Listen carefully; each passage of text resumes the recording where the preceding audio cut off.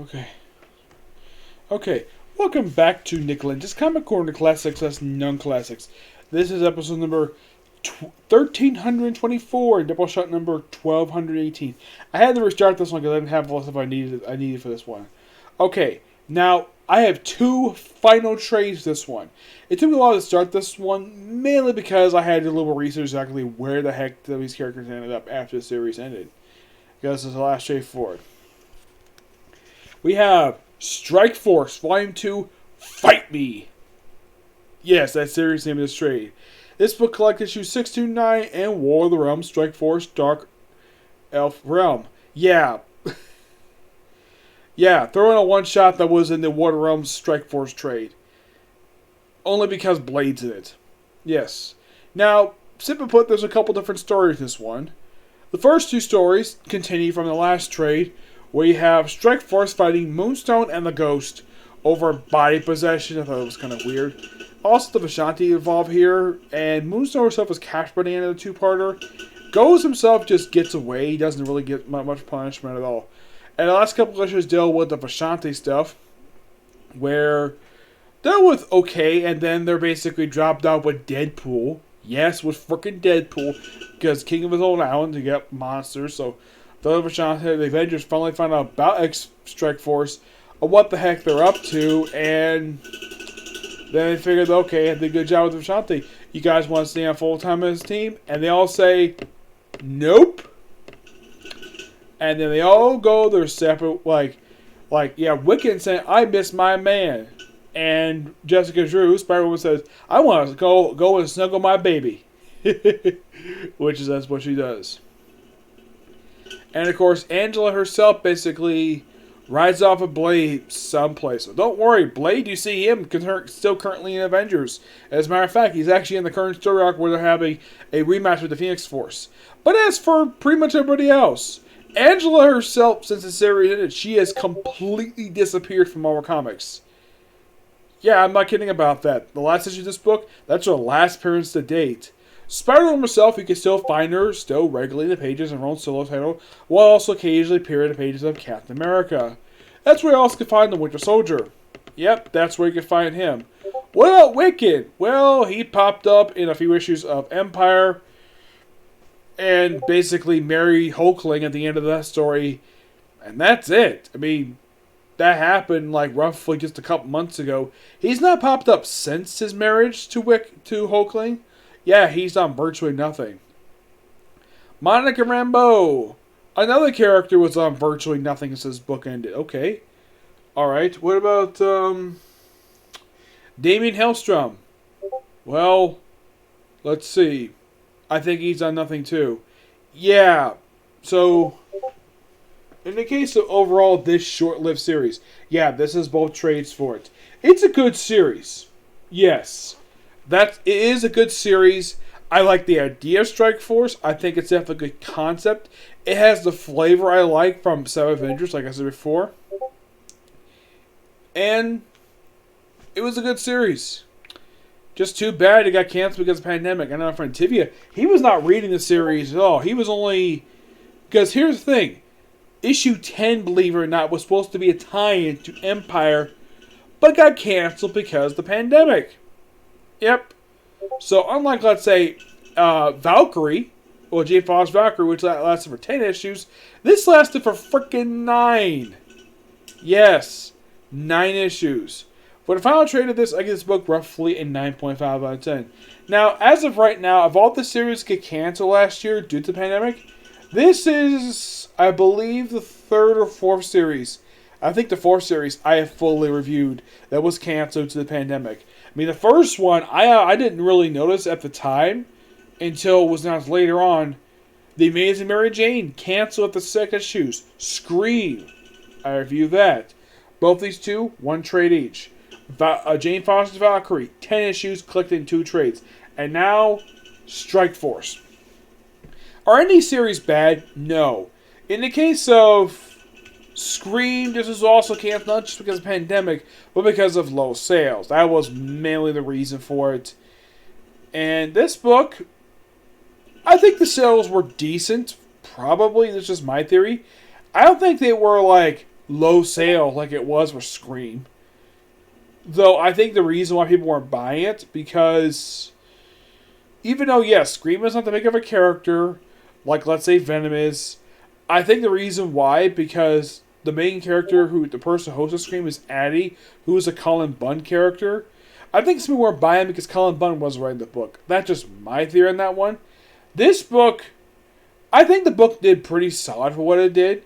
I definitely think Tina Howard definitely did a good job with the book. Currently, you can find her on Excalibur, which I think is the only book she's working right now. I think it might be like one other book, but that's it. Alright, speaking of finales, we have another finale here. We have the final trade for Uncanny X-Force Volume 1. This, of course, is the fifth volume for the series, Otherworld. Rereading this, I can see why this storyline is not very much talked about. Because this storyline felt very rushed. Yes, a storyline that was told roughly in 4 issues. By the way, this book collects issues 20 and 24 of the actual series. 2023 is the actual Otherworld story arc. 24 is a standalone issue that's a loose follow-up to, of all things, the Dark Angel Saga, or Nightcrawler goes after AOA Iceman, who apparently has started to become a playboy, giving himself multiple girls. And Deadpool finds him, and then, of course, Nightcrawler beats the crap out of him and shoves him in an incinerator. Alive. Yep, killing the AOA Iceman because he turned bad. Yep. That issue was actually pretty good. I didn't mind that issue. The Otherworld stuff, oh boy. This stuff. Okay, now this story arc has a guest star appearance by the Captain Britain Corps, which, cool, interesting. Fun little factoid about this cover, which is also the cover of issue 20. This is a clear homage to the first issue of Excalibur by Chris Claremont, which I think is great.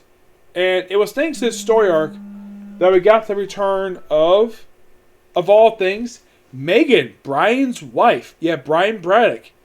Yep, and Jane Bardock is in this storyline. Now, the way this storyline works is that, okay, Phantom X is putting people on trial for killing a child. And here's the thing. He is forced to go to this trial by the Captain Britain Corps. And they also apparently decided to snatch Betsy Braddock from her own bed. They apparently brought her to Otherworld against her will. And she's more forgiving Brian, but what did she question? Like, okay, why the heck did you freaking kidnap me? By the way, after this brief conversation they had about the kidnapping, it's never brought up again. Yeah, and also apparently the Captain Britain Corps is dealing with like some holy war. I'm like, what? When the heck did they get involved with this stuff? Now, technically, the last time that the Captain Britain Corps showed up, I think, was back in X-Men Die by Sword. Prior to this, now you probably think, okay, this book came out in 2011, I believe it was, right? Like, it was 2011, 2012. Yeah, 2011, 2012 was when these issues came out. And they have this trial. And apparently, here's the thing. The prosecutor is Jimmy Bardock. Yes, the guy who was insane and responsible for Betsy Bardock's resurrection. They present the evidence related to the trial, but apparently they ignore what Phantom X was basically saying. The fact that he killed him because he was used to exterminate the human race. And also the fact he was the host of freaking Apocalypse. Yes. Like, I don't get why recommended rights that Captain Britain Corps be so terrible. And, by the way, apparently X-Force didn't even notice 2 of the members go missing until a Sentry notifies them. Yep, and here's one big problem I have with this storyline. Okay, X-Force has got no, like, interaction with Captain Britain Corps. I'm like, really? They don't? Yeah. They don't, for, like, no explained reason. Like, they don't confront the Captain Britain Corps for kidnapping Phantom X and Psylocke. By the way, one of the lines I did not like that Brian Bardock said, oh yeah, he told Betsy that, she's back where she belongs. I'm like, what the heck is he saying? Like, why would he say this for? And apparently the person behind this holy war is a guy called the Goat. Okay. And apparently, thanks to Psylocke reading the Goat's mind, apparently he's a future version of Jamie Bardock for some reason. Yes. A future version of Jamie Bardock. Also, the storyline has debut of the Skinless Man. Not much is known about the character, except that in the book, it's implied he doesn't like Deadpool very much. It's not fully explored. It's a very next story arc. What the heck this guy's deal is. But yet, he's here, and the only reason why the Skinless Man is here is except the final story arc of this run. Let's see, what else? Oh, by the way, the trial does not have a conclusion. The trial is pretty much thrown out thanks to the Holy War disrupting the Sentinel's trial proceedings. By the way, is Phantom X ever pronounced guilty or innocent in this trial? Nope. The trial is basically there for like one issue and that's it. Yeah, and plus this book did not have good artwork. Yes, you have Greg Tadachi and Phil Noto. The 24 is actually a really good artwork, but the main story itself, wow, this artwork is not very good. Like, here's this artist draws Captain frickin' Britain. Like, he has this thing where, oh, let's tilt his head for no reason at all. Everybody has to have their heads tilted. Yes, like, a lot of characters have to have their heads tilted for no reason. And look, here is Wolverine drawn by this artist. You're probably thinking, that's Wolverine? And that's Deadpool? Yeah, seriously, that's Wolverine Deadpool. My gosh, this artwork is so bad. And they have a brief fight with frickin' Lady Deathstrike of all things that goes completely nowhere. Yeah, I thought this was kind of dumb. And, like, okay, so apparently Phantom X got this collar. Okay, what the heck is up with the sting on his head? Yeah, they never bothered to explain that. Now, there's no team up with the Captain Britain Corps, like I said. There's no interaction with him at all. I mean, you probably would think with a story like this, basically, where X-Force gets involved with the Captain Britain Corps, there would be some interaction. No. Not at all. And apparently, Betsy regrets saving Phantom X later on in the story. Yes. By far, of all the story arcs that Rick Remender did for this run, this is by far the weakest story arc of the entire run. It's not terrible per se. I also kind of felt as though that this story arc had editorial interference with it. Like, it felt as though when you read this story, it felt as though that there was so many changes in the story that it was barely recognizable as a story. Oh, they all threw in here 19.1 of Uncanny X-Force. Yeah, the issue that started the backdoor pilot to the short-lived Age of Apocalypse series that came right after this, which was really good, by the way. And I kind of wish the series lasted longer than it did. But for the weakest story of this whole run, and the fact that it has terrible artwork, where everybody's like slanted for no reason at all, I give this book roughly 8 out of 10. The story is okay. It's just that the biggest problem, like I said, is the artwork. For 2023, the artwork is atrociously bad. 24 actually has really good artwork. Yeah, because it's done by the awesome Phil Noto. Yes, Phil Noto, like, wow. It's like, yo, from, okay, let me show you the end of, like, 23. Like, here's the end of 23, right here. Look at this artwork. Still looks, I mean, I like the coloring. The coloring is fine.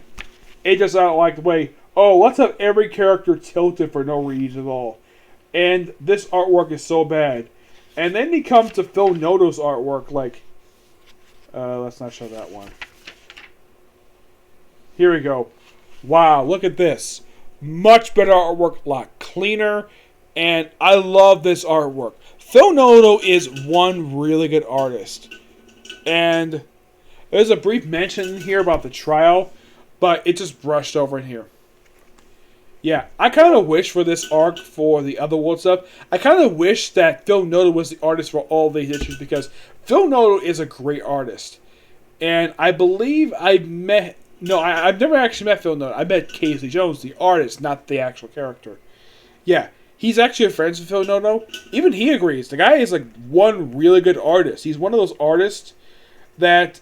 The only artist I can think of who's got a similar art style to his is, of all people... Clayman.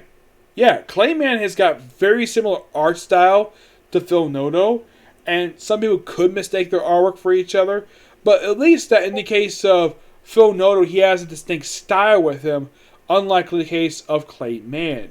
Clayman, basically, you can tell basically by, the backgrounds these two artists, whenever they draw stuff around these two, it's a very similar style, but the way they draw the characters themselves is completely different.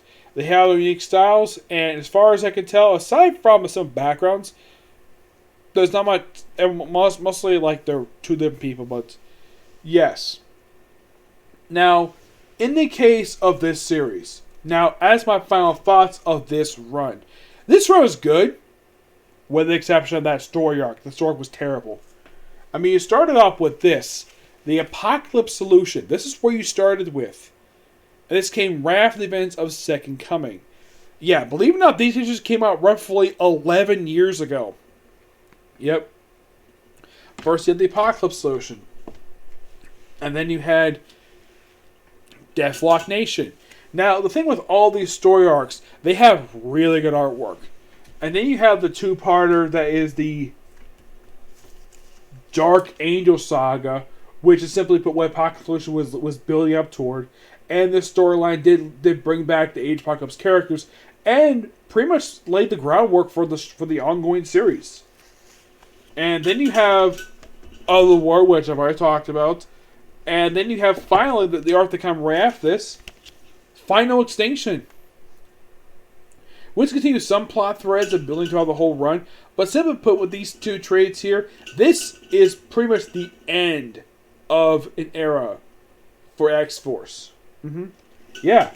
Though, I'm not really sure why they decided to split this one up. Now, in the case of Dark Angel, that was 8 frickin' parts.